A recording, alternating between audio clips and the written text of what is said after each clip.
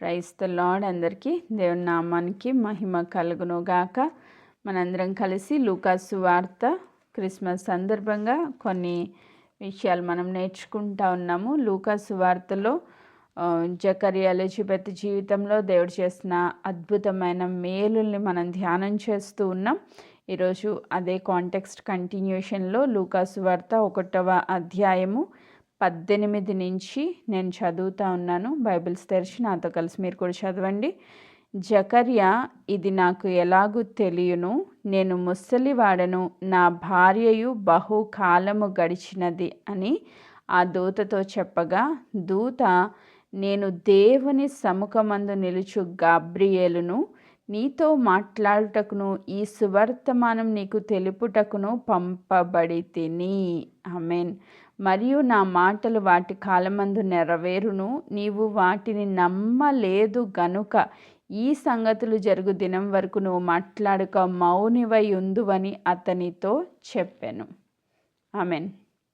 మనము గత 2 రోజులుగా మనం చూస్తూ వస్తున్నాం. జకరియా ఎలిజబెత్ దేవుని సన్నిధిలో నీతిమంతులుగా, పరిశుద్ధులుగా, వారి యొక్క జీవితాల్లో పర్ఫెక్ట్గా దేవుని యొక్క ఆజ్ఞలకు లోబడుతూ దేవుని యొక్క పరిచర్యలో, సేవలో వారు కొనసాగుతూ ఉన్న ఆ క్రమంలో వారు గొడ్రాళ్ళుగా, అంటే పిల్లలు కనలేని స్థితిలో, పిల్లలు లేని స్థితిలో, ఫలము లేని స్థితిలో వారు ఉంటూ ఉండగా, దేవుడు ఒక దినాన్ని వారిని దర్శించడానికి ప్రభు దూతను పంపించినట్లు ఆ దూత వచ్చి ఆ ధూపవేదిక కుడివైపున నిలిచినప్పుడు, ప్రత్యక్షమైనప్పుడు అక్కడ జకర్యా ఆ దూత మాటలు వింటూ వచ్చారు. సో దూత ఏం చెప్పింది? నిశ్చయముగా నీ ప్రార్థన వినబడింది, నువ్వు భయపడద్దు, నీకు ఒక కుమారుడు పుట్టబోతున్నాడు, ఆయనకి యోహాను అని పేరు పెట్టుదువు, అతడు ఏలియా యొక్క ఆత్మీయ శక్తియు కలిగిన వాడుగా అనేకులకు సంతోషభరితముగా ఆ బిడ్డ యొక్క జీవితం ఉంటుంది అని ముందుగానే తన యొక్క పిలుపేంటి, ఏర్పాటేంటి, సమస్తాన్ని బయలుపరిచినట్లుగా మనం చూస్తూ ఉన్నాం. సో ఈ దినాన్ని మరొక మారు ఈ జకర్యా, ఈ యొక్క న్యూస్ విన్న జకర్యా జీవితంలో తను ఏమి ఆలోచన కలిగి ఉన్నాడంటే, ఆ యొక్క దూత ప్రత్యక్షతను పొందుకున్న జకర్యా ఏం ఆలోచిస్తున్నాడు అని మనం కనుక ఆలోచన చేస్తే, సో ఇప్పుడు దూత వచ్చింది, ప్రత్యక్షమైంది, దూత మాట్లాడుతూ ఉంది. మాట్లాడుతున్నప్పుడు ఈయనకి ఆ విన్న ఆ సువార్త, ఆ యొక్క దేవుడు చెప్పిన ఆ వర్తమానము ఆయన హృదయంలోకి ఎలా వెళ్ళిందంటే ఒక క్వశ్చన్ లాగా వెళ్ళిందంట. వెంటనే దూతతో మాట్లాడుతూ జకర్యా చెప్తున్న మాట 18వ వచనం, ఇది నాకు ఎలాగూ తెలియను. అంటే ఇది ఎలా జరుగుతుంది? ఒక క్వశ్చన్. ఇది ఎలా జరుగుతుంది, జరగడానికి పాసిబిలిటీ ఎలా ఉంది అని ఒక క్వశ్చన్ వచ్చింది. ఎందుకు పాసిబిలిటీ ఎందుకు ఆలోచిస్తున్నాడు ఈయన అంటే, నేను ముసలివాడను, నా భార్యయు బహుకాలం గడిచినదని ఆ దూతతో చెప్పగా, అంటే పిల్లలు కనడానికి ఆయనకి శక్తి లేదు, తన భార్య అయిన ఎలిజబెత్ కూడా శక్తి లేదు. ఇక్కడ జకర్యా ఏం ఆలోచిస్తున్నారంటే పాసిబిలిటీస్ ఆలోచిస్తున్నారు, చుట్టూ ఉన్న పరిస్థితులను బట్టి ఆలోచిస్తున్నారు. ఎంతో నీతిమంతులు, ఎంతో విశ్వాసంతో నడుస్తున్నారు, దేవుని పరిచర్లో ఉన్నారు, పిల్లలు పుట్టకపోతే ఏంటి, దేవునికి నమ్మకంగా మనం జీవించేద్దాంలే అని అనుకుని ముందుకు కొనసాగిపోతూ ఉన్నారు. ఇప్పుడు వృద్ధాప్యంలోకి వచ్చేసారు. ఒకప్పుడు చాలా ప్రార్థనలు చేశారు బిడ్డలు కావాలని, ఇంకా సరిలే కాలక్రమేణా మనకి పిల్లలు పుట్టలేదు, అయితే ఏంటి, దేవుని సన్నిధిలో మనం సంతోషంగా పరిచర్లో ముందుకు వెళ్ళిపోదాం అని అనుకున్నారో ఏమో, నాకైతే తెలియదు. కానీ వారు చేసిన ప్రార్థనలు దేవుని సన్నిధికి చేర్చబడ్డాయి, దేవుడు జవాబిచ్చారు. కానీ ఈరోజు జకర్యాకు ఒక డౌట్ వచ్చింది. ఏం డౌట్ వచ్చింది? ఇది ఎలా జరుగుతుంది? ఇది ఎలా జరుగుతుంది? ఇంపాసిబుల్ కదా. సో ఇద్దరు వృద్ధులు అయిపోయారు, గర్భఫలాన్ని పొందుకోవడానికి వాళ్ళకి ఎటువంటి అవకాశము కనిపించడం లేదు. ఇది ఎలా జరుగుతుంది అనే ఒక క్వశ్చన్ వచ్చింది. ఇది ఒక్క జకర్యా జీవితంలోనే రాలేదు, చాలామంది భక్తుల జీవితాల్లో కూడా మనం చూస్తాం. ఆదికాండము 17వ అధ్యాయంలో మనం చూస్తే మన విశ్వాసులందరికీ తండ్రిగా పిలువబడిన అబ్రహాము జీవితంలో కూడా ఆదికాండం 17వ అధ్యాయంలో యెహోవా దేవుడు ఆయనకి ప్రత్యక్షమయ్యి నీతో ఒక నూతన నిబంధన చేస్తున్నానని మాట్లాడి ఆ నిబంధన గురించి ఎక్స్ప్లెయిన్ చేసి అన్నీ చేసిన తర్వాత నీ యొక్క భార్య పేరు షారాయి కాదు షారా, ఆమె రాజకుమార్తె, జనములకు తల్లి అని చెప్పినప్పుడు 17వ వచనం నేను చదువుతున్నా. 17వ అధ్యాయము 17వ వచనం. అప్పుడు అబ్రహాము సాగిలపడి నవ్వి 100 ఏండ్ల వానికి సంతానం కలుగున 90 ఏండ్ల షారా కనునా అని మనసులో అనుకొనెను. ఎవరు మనసులో అనుకున్నారు? అబ్రహాము మనసులో అనుకున్నాడంట. ఎవరు చెప్తున్నారు ఈ మాట? డైరెక్ట్గా ఇక్కడ దూత మాట్లాడట్లేదు, యెహోవా దేవుడే దర్శించి మాట్లాడుతూ ఉన్నారు. సో దేవుడే దర్శించి మాట్లాడినప్పటికీ అక్కడున్న పాసిబిలిటీస్ చూస్తే అది ఆ సిచ్యువేషన్ వాళ్ళకి ఎలా అనిపించిందంటే ఇది ఇంపాసిబుల్, జరగడానికి అవకాశం లేదు అనిపించింది. వీళ్ళు ఏమన్నా తక్కువ విశ్వాసులా అంటే అప్పటికే కొన్ని సంవత్సరాలుగా దేవుని యొక్క వాక్యాన్ని వెంబడిస్తూ వస్తున్నారు. సో చాలామంది బిడ్డలుగా మనం కూడా వాగ్దానాలు పట్టుకున్నాం, నడుస్తున్నాం. దేవుడు చెప్పారు నిన్ను అత్యధికంగా ఆశీర్వదిస్తానన్నారు, లేకపోతే నీకు బిడ్డల్ని ఇస్తానన్నారు, లేకపోతే నీ కుటుంబంలో సమాధానం ఇస్తానన్నారు, సంతోషం ఇస్తానన్నారు. అందుకోసమే నేను ఈ లోకంలోనికి దిగి వచ్చాను అని సెలవిచ్చారు. ఎన్నో విషయాలు ప్రభు సన్నిధిలో మనము వాగ్దాన రూపంలో పొందుకొని ఉన్నాం. కానీ ఎక్కడో ఒక చోట చిన్న అవిశ్వాసం ఎందుకు వస్తుంది అంటే చుట్టూ పరిస్థితులను చూసినప్పుడు వస్తుంది. అబ్రహాము కూడా అనిపించిందంట, తనలో తను నవ్వుకున్నాడంట, బయటికి కాదు. షారా అయితే బయటికి నవ్వేసింది, కానీ ఈయన మాత్రం తన హృదయంలో నవ్వుకున్నాడు. ఏమనుకుంటున్నాడంటే హృదయంలో అనుకున్నది కూడా పరిశుద్ధాత్మ దేవుడు క్లియర్గా రాయించారు.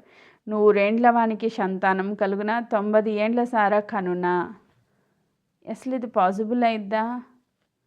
దేవుడు వాగ్దానాలు ఉన్నాయి, విశ్వాసంతో నడుస్తున్నాం, కానీ పరిస్థితులు చూసినప్పుడు ఖచ్చితంగా డౌట్ వస్తుంది. ఈరోజు మీరు పరిస్థితులు చూస్తూ ఉంటే, నా జీవితంలో అయినా మీ జీవితంలో అయినా పరిస్థితులు చూస్తూ ఉంటే వాగ్దానానికి వ్యతిరేకంగా ప్రతి పరిస్థితి కనిపిస్తుందేమో. మీ పరిస్థితులు ఎలా ఉన్నాయో నాకు తెలీదు, నా జీవితంలో పరిస్థితులు ఎలా ఉన్నాయో మీకు తెలీదు. కానీ ప్రభు ఏం చెప్తున్నారంటే పరిస్థితులను చూడొద్దు, పరిస్థితులకు మించిన దేవుని వైపు మాత్రమే మనం చూడాలి. మన దేవుడు ఎలాంటి దేవుడు అంటే అసాధ్యములను సాధ్యపరచగలిగిన సర్వశక్తిమంతుడు. ఆమెన్. సో ఇక్కడ మనం చూస్తే అబ్రహాము నవ్వారు, షారా కూడా నవ్వింది. వాళ్ళిద్దరూ కూడా విశ్వాసులకు తల్లి తండ్రి. అలాంటి వాళ్ళ జీవితంలోనే పాసిబిలిటీస్ని చూసి భయపడి ఆ విశ్వాసం చూపించినట్లుగా మనం చూస్తూ ఉన్నాం. ఇంకొక మాట, సంఖ్యాకాండము, ఈ వ్యక్తి గురించి మనం ఆలోచన చేస్తే సంఖ్యాకాండంలో మోషే ఎంత గొప్ప దైవజనుడు. అసలు కొన్ని లక్షల మందిని వంటి చేత్తో నడిపించగలిగిన శక్తి సామర్థ్యాలు కలిగిన వ్యక్తి జీవితంలో ఏం జరిగిందంటే ఒకసారి చూద్దాం. సంఖ్యాకాండం 20వ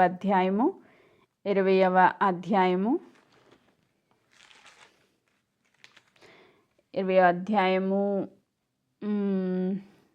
మనం అదంతా చదివితే టైం సరిపోదు. కానీ వీళ్ళు సీను అరణ్యానికి వెళ్ళినప్పుడు కాదేశ్లో దిగినప్పుడు వీళ్ళకి ఏం లేదంటే వాటర్ లేదు, తాగడానికి వాటర్ లేవు.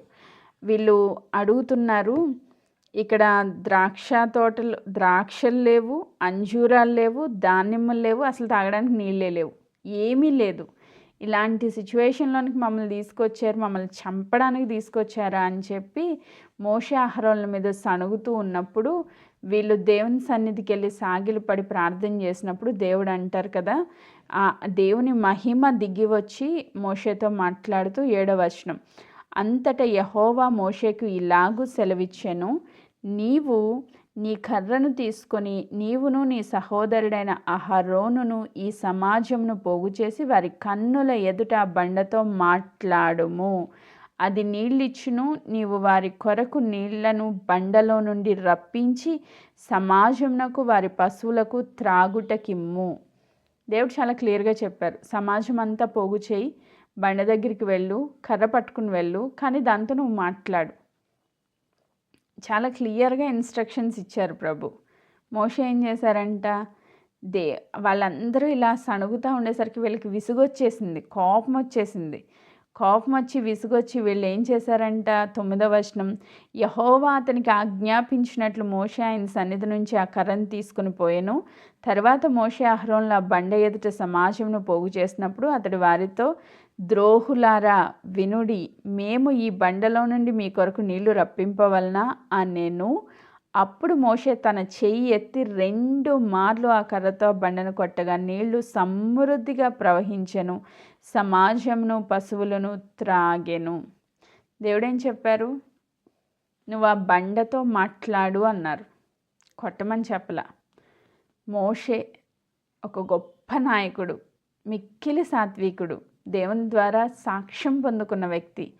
అయినా కూడా పరిస్థితుల ప్రభావంలో ఆయన పడిపోయి ఆ సాత్వికత్వాన్ని కోల్పోయి, ఓపిక కోల్పోయి, ఓర్పు లేక వాళ్ళందరి ఎదుట నిలవబడి ద్రోహులారా అని వాళ్ళని మాట్లాడడమే కాకుండా దేవుడిచ్చిన ఇన్స్ట్రక్షన్స్ ప్రకారంగా వెళ్ళకుండా తన ఇష్ట ప్రకారంగా 2 సార్లు బండను కొట్టాడంట. నీళ్ళు అయితే వచ్చేసినాయి, కానీ దేవునికి చాలా కోపం వచ్చింది మోషే మీద.